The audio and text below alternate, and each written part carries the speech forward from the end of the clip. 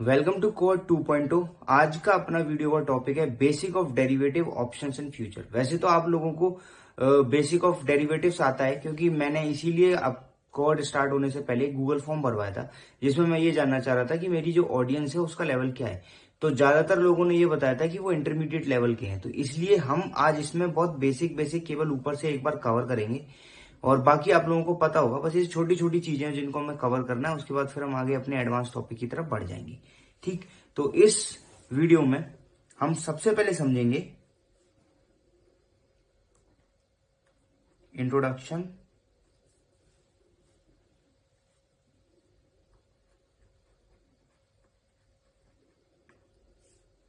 Introduction to derivative.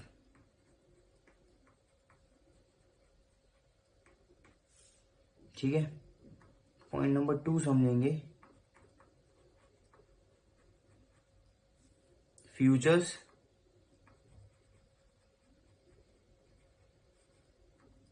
Meaning and mechanism, जिसमें हम ये समझेंगे कि फ्यूचर क्या होता है। वैसे आप लोगों को पता है, आप अगर ट्रेड करते हो, एन एग्जाम्पल, तो आप लोगों को ये पता होगा बेसिक की फ्यूचर्स क्या होते हैं। बट मैं क्या है कि आपको एक बार बता देता हूं, अगर किसी को नहीं पता होगा तो वो भी सीख लेगा। और आपको अगर इसमें और डीप समझना हो ना, तो आप कि इजीली आप यूट्यूब पे जाकर अगर टाइप करोगे कि आपको ऑप्शन समझना है, क्या समझना है, तो आपके पास बहुत सारी वीडियो आ जाएंगी बेसिक समझने के लिए। ऑप्शंस, कॉल्स, पुट्स एंड पे ऑफ।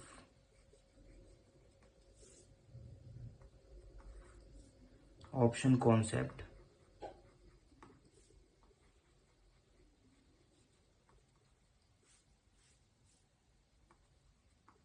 आईटीएम,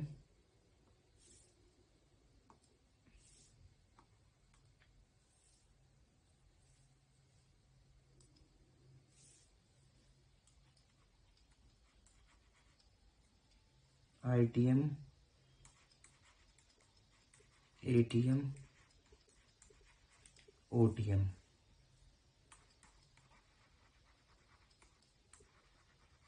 प्रीमियम और ग्रीक्स। ठीक है, फिर हम समझेंगे मार्जिन, कि मार्जिन क्या होता है, कितना मार्जिन रिक्वायर्ड है। ये आपके लिए समझना इंपॉर्टेंट होगा, क्योंकि अगर आप एल्गो, तो आपको ये पता होना चाहिए कि आज की डेट में क्या मार्जिन रिक्वायरमेंट चल रही है। मैं आपको एक बेस बता दूंगा कि कितना बेस होता है, उसके बाद आप अपने आप कर सकते हो। एमटीएम, एक्सपायरी एंड सेटलमेंट्स, कि सेटलमेंट क्या होता है। फिर हम समझेंगे practical use case, practical use cases,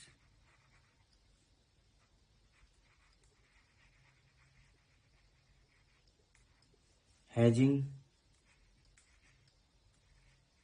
speculation, ये सब क्या होता है। ठीक है, इनकम जनरेटिंग ट्रेडिंग स्ट्रेटेजीज क्या होती हैं। ठीक है, ये सब अपन इस वीडियो के अंदर एक बार इन सबको बहुत ऊपर ऊपर से फिनिश कर लेते हैं, जिसमें अपन समझ लेंगे। और आपको इसमें से अगर किसी भी टॉपिक में दिक्कत होगी तो आप मेरे को एक कमेंट करना, या आप मेरे को एक मैसेज भेज देना कम्युनिटी चैनल पर, मैं आपको वो चीज दोबारा से क्लैरिफाई कर दूंगा।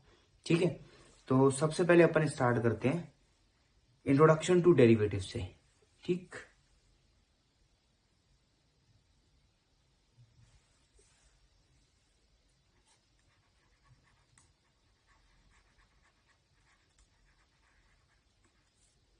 Introduction to derivative.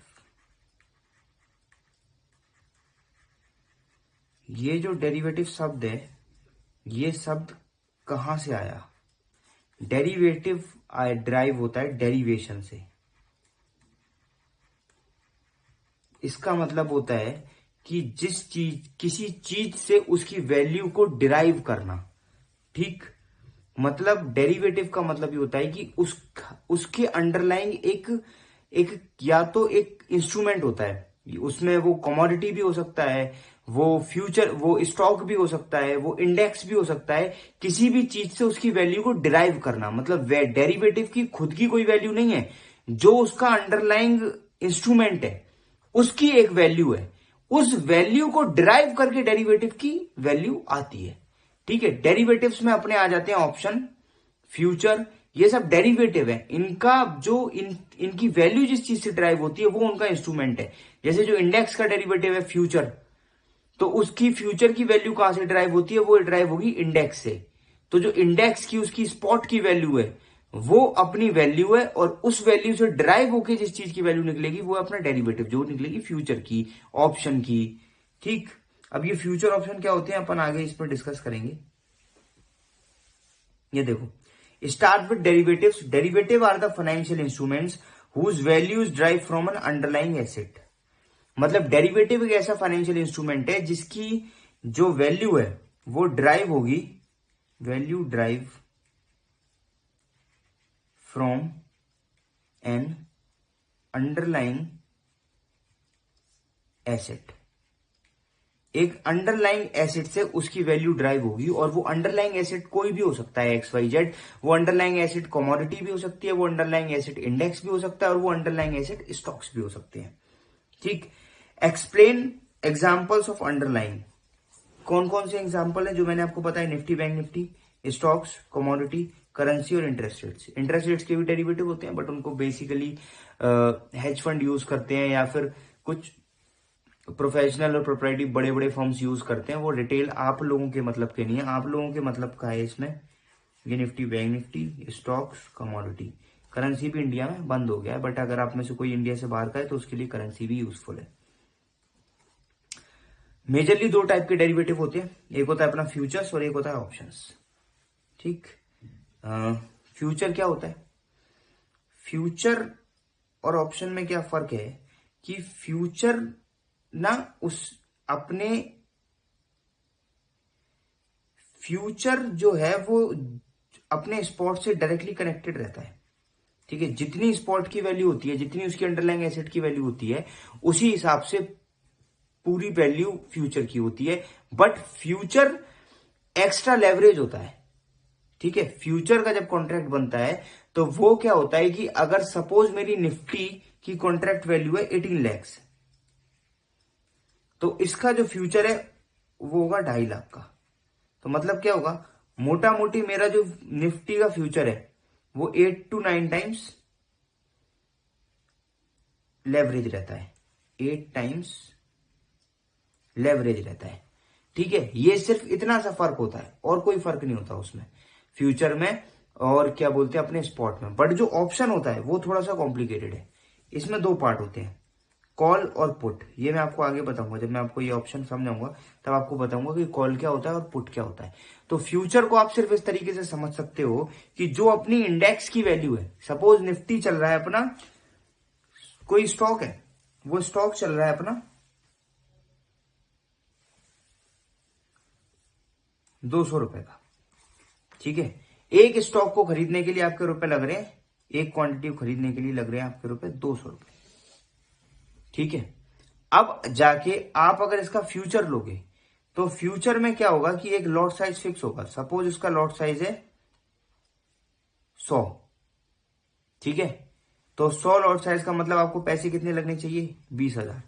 लेकिन ये नॉर्मली 5 टाइम्स से लेके 8 टाइम्स तक लेवरेज होगा। तो अगर ये 5 टाइम लेवरेज होगा तो इसका मतलब ये है कि आपके पैसे लगेंगे केवल 4,000। अब आपको 4,000 रुपए में 20,000 रुपए का माल मिल गया।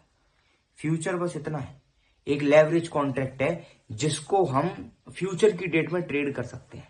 ठीक है, वो आपने फार्मर वाला बहुत सारा एग्जांपल सुना होगा, आप जाके यूट्यूब करोगे आपको सब मिल जाएगा कि फ्यूचर क्या होता है कि उसका मेरे को अगर कोई किसी भी चीज का प्राइस सेट करना है इन फ्यूचर, सपोज 1 महीने बाद, 2 महीने बाद या 3 महीने बाद, तो मैं उस फ्यूचर डेट में उसका प्राइस सेट कर सकता हूं। फार्मर वाला एग्जांपल होगा कि फार्मर को अपना वीट का प्राइस सेटल करना है, या फिर किसी भी कमोडिटी का, सोयाबीन का प्राइस सेटल करना है, उसका रिस्क हेज करना है, तो उसके लिए वो एक फ्यूचर्स मार्केट में शॉर्ट कर देगा, उसी रेट पे, तो इन फ्यूचर जब भी उसको वो सेटलमेंट चाहिए होगा वो उसको उसी प्राइस पे मिलेगा जिस मार्केट पे जिस प्राइस पे उसने शॉर्ट किया था। ठीक, ये सारे एग्जांपल आपको मिल जाएंगे। आप चैट जीपीटी पे जाके खोल के सीधे ये टाइप कर देना तो आपको पता चल जाएगा कि ये क्या होता है। मैं आपको एक बेसिक टर्म बता रहा हूं, आपको भी पता है futures. Why derivative market exist, ये थोड़ा इंटरेस्टिंग है कि ये डेरिवेटिव मार्केट क्यों एग्जिस्ट करते हैं। सबसे पहला, रिस्क मैनेजमेंट।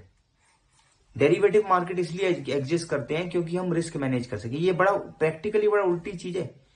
ये लिखा हुआ है रिस्क मैनेजमेंट, बट एक्चुअल में सेबी आपसे क्या बोलता है आके कि वायदा कारोबार में सबसे ज्यादा नुकसान होता है और वायदा कारोबार में रिटेलर्स का सबसे ज्यादा पैसा जा रहा है। तो ये रिस्क मैनेजमेंट के लिए कैसे यूज हो रहा है, ये सोचने वाली बात है। ठीक, दूसरा, हेजिंग। हेजिंग हम लोग तो कभी यूज नहीं करते, बट जो म्यूचुअल फंड हाउसेज हैं वो हेजिंग यूज करते हैं। अगर आपको ये समझना है ना कि ये हेजिंग का जो कॉन्सेप्ट है या फ्यूचर जो जिसलिए आया है, फ्यूचर एक्चुअल में फ्यूचर का जो कॉन्ट्रैक्ट है वो हेजिंग के लिए ही आया है। बट क्या हुआ कि इसमें लेवरेज की वजह से लोग स्पेकुलेशन करने लगे जल्दी पैसा कमाने के लिए। ठीक है, अब ये आपको कैसे मिलेगा, आप जाना जाके कुछ बड़े बड़े म्यूचुअल फंड जैसे कि पराग पारिक, HDFC AMC, ये इनमें बहुत सारे ऐसे फंड्स हैं जो डेरिवेटिव का यूज करते हैं फॉर हेजिंग। तो आप इनके एक्सपोजर में जाके ये देख सकते हो कि इनकी कितने परसेंट होल्डिंग और कितने परसेंट ये ऑप्शंस ट्रेड करते हैं। ये ऑप्शन बाय भी करते हैं और कॉल शॉर्ट भी करते हैं। तो ये दोनों काम करते हैं और सेबी के नए रूल्स के अकॉर्डिंग इनको परमिशन हो गई है, इनको परमिशन है कि ये एक सर्टेन लिमिट तक डेरिवेटिव में पोजीशन बना सकते हैं। ठीक, एक जो नया इंस्ट्रूमेंट लॉन्च हुआ है उसमें तो हम 10 लाख तक के लिए 10 लाख तक की एक्सपोजर वैल्यू पे, मतलब 10 लाख का मिनिमम टिकट साइज है